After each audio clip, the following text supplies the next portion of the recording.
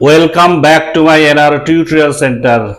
Hello বন্ধুরা, আশা করি তোমরা ভালো আছো এবং সুস্থ আছো।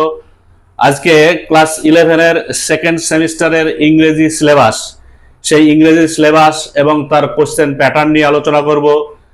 ইতিমধ্যেই তোমাদের ফার্স্ট সেমিস্টারের পরীক্ষা সম্পূর্ণ হয়েছে এবং তোমরা সেকেন্ড সেমিস্টারের পড়াশোনা শুরু করেছো।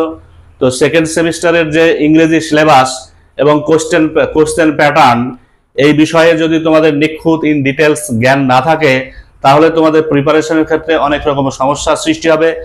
তো আমি ইংরেজি সিলেবাসের অর্থাৎ ক্লাস 11-এর ইংরেজি সিলেবাসের সেকেন্ড সেমিস্টারের ইংরেজি সিলেবাসের প্রত্যেকটা টপিকস আমি আলোচনা করব এবং টোটাল সিলেবাসটা আলোচনা করব। এবং তার আগে আজকে আমি যে বিষয়টি নিয়ে আলোচনা করব সেটি হচ্ছে 11-এর সেকেন্ড সেমিস্টারের ইংরেজি সাবজেক্টের কোশ্চেন প্যাটার্ন এবং সিলেবাস। তো চলো আজকের আলোচনা শুরু করি। তো এখানে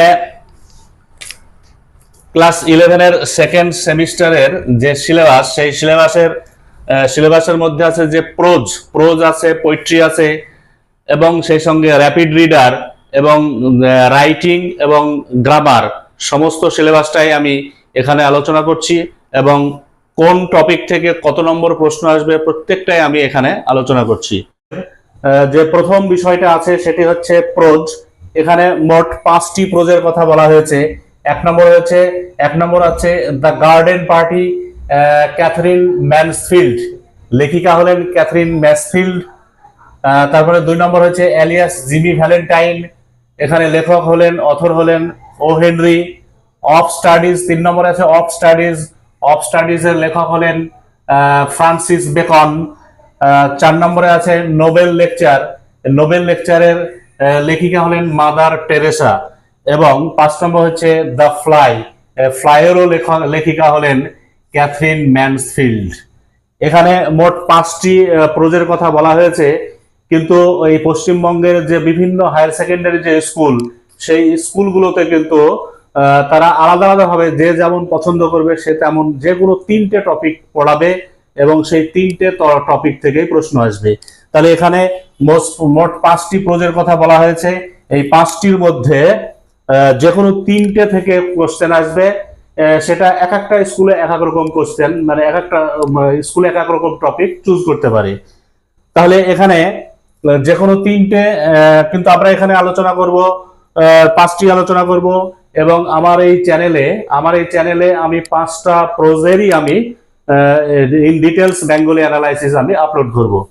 তাহলে এখানে দেখে নেওয়া যাক NA3 আউট অফ 5, মানে এখানে 5টার মধ্যে NA3 মানে যে কোনো 3টে টপিক থেকে কোশ্চেন আসবে। এখানে প্রথম যে কোশ্চেন প্যাটার্ন সেটা হচ্ছে এসএকিউ হচ্ছে শর্ট অ্যান্সার টাইপ কোশ্চেন।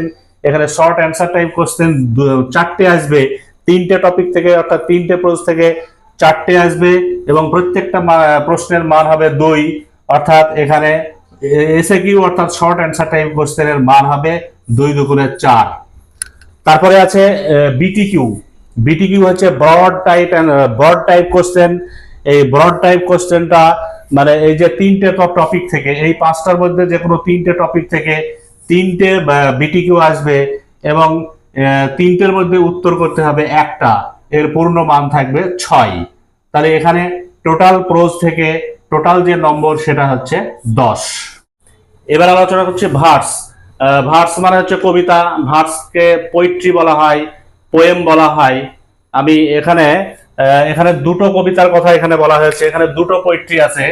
মানে ক্লাস 11-এর সেকেন্ড সেমিস্টারের ইংলিশ সাবজেক্টে 2টো পোয়েট্রি আছে। একটা হচ্ছে মাই লাস্ট ডাচেস, লেখক হচ্ছেন কবি হচ্ছেন রবার্ট ব্রাউনিং। এবং 2 নম্বর হচ্ছে স্টিল আই রাইজ, এর লেখক হচ্ছেন মায়া অ্যাঞ্জেলিউ। এই 2টো কবিতা থেকে মোট এসএকিউ অর্থাৎ শর্ট অ্যান্সার টাইপ কোশ্চেন আসবে, মোট 4টে আসবে কোশ্চেন। মানে 2টো পোয়েম থেকে, 2টো কবিতা থেকে মোট 4টে কোশ্চেন আসবে এবং প্রত্যেকটা প্রশ্নের মান হচ্ছে 2 এবং করতে হবে 4টের মধ্যে 2টো, অর্থাৎ 2 দুগুণে 4।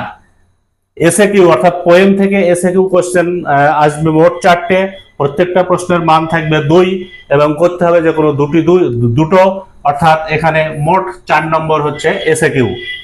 তারপরে বিটিকিউ হচ্ছে ব্রড টাইপ কোশ্চেন। এখানে দুটো কবিতা থেকে দুটো বড় কোশ্চেন আসবে, ব্রড অ্যান্সার টাইপ কোশ্চেন আসবে, এবং এর প্রত্যেকটা প্রশ্নের মান থাকবে এখানে 6।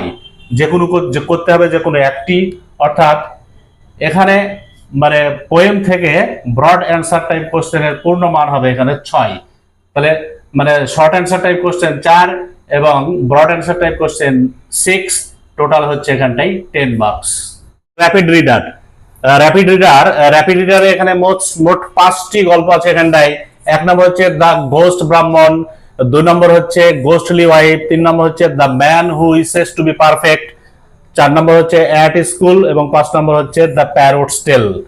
এখানে মোট 5টি মানে র্যাপিড রিডারের মোট 5টি টপিকস আছে। 5টি টপিকসের মধ্যে যে কোনো 3টে থেকে কোশ্চেন আসবে, এবং এই র্যাপিড রিডারের ক্ষেত্রে কোনো রকম মানে শর্ট অ্যান্সার টাইপ কোশ্চেন আসবে না।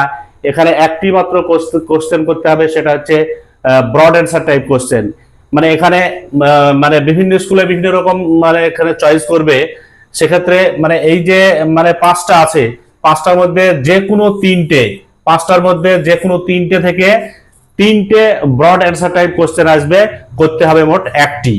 তাহলে ব্রড অ্যান্সার টাইপ কোশ্চেন আসবে 3টে, এই 5টার মধ্যে যে কোনো 3টে টপিকস থেকে প্রশ্ন আসবে। র্যাপিড রিডার থেকে যে একটি ব্রড অ্যান্সার টাইপ কোশ্চেনের উত্তর করতে হবে, সেই প্রশ্নের পূর্ণ মান থাকবে এখানটায় 5।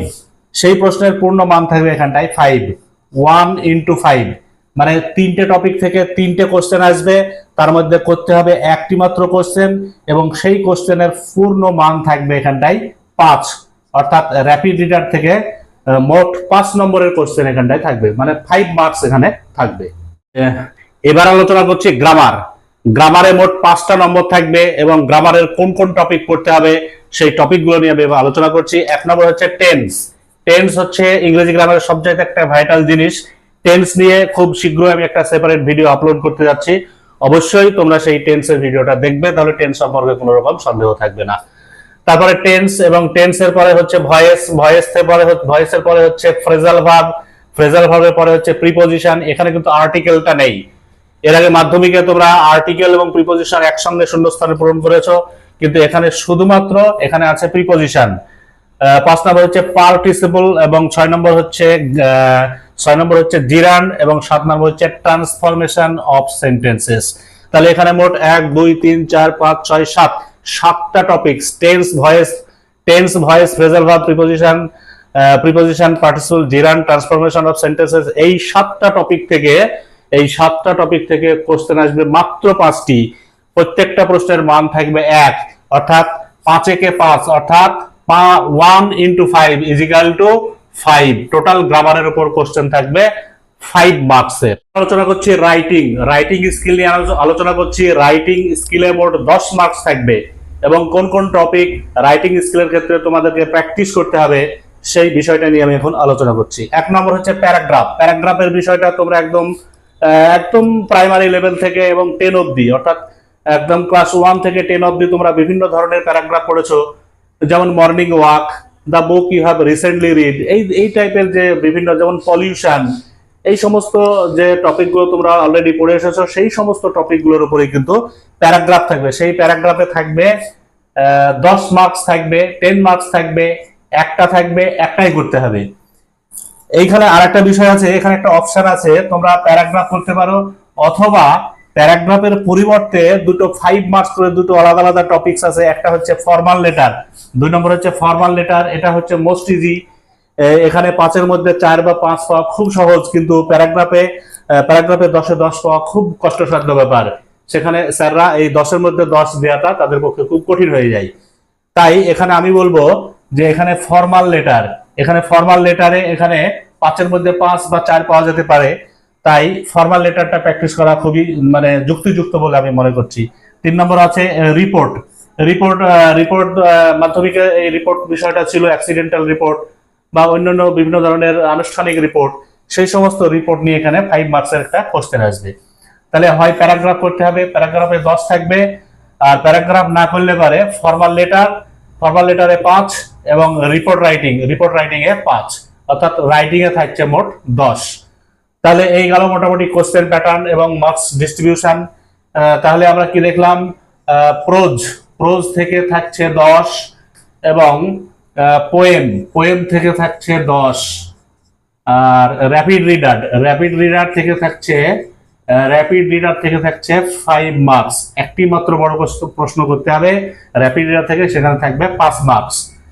আর গ্রামারে থাকছে 5 মার্কস। আর সর্বশেষ হচ্ছে রাইটিং, সেই রাইটিং এ থাকছে এখানটায় 10 মার্কস। অর্থাৎ টোটাল হচ্ছে 10 10 20 20 25 30 এবং রাইটিং হচ্ছে 10, মোট হচ্ছে 40 মার্কস। এই 40 নম্বরের লিখিত পরীক্ষা হবে তোমাদের সেকেন্ড সামেটিভের অর্থাৎ সেকেন্ড সেমিস্টারের ইংরেজি সাবজেক্টের এই 40 নম্বরের পরীক্ষা হবে।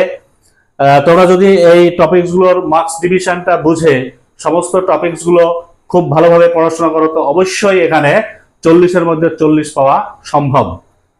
তবে আমি আজকে এখানে আলোচনা শেষ করছি। আরেকটা বিষয় বলতে ভুলে গিয়েছি, সেটি হচ্ছে যে আরো 10 মার্কসের তোমাদের কিন্তু কোশ্চেন হবে, সেটা থিওরি, প্রজেক্ট, অ্যাসাইনমেন্ট এইরকম টাইপের কিছু একটা হবে, সেটা স্কুল থেকে দেবে বা ইংরেজিতে বলতে বলবে এরকম কোনো টপিকসের উপর, এরকম একটা সম্ভাবনা আছে।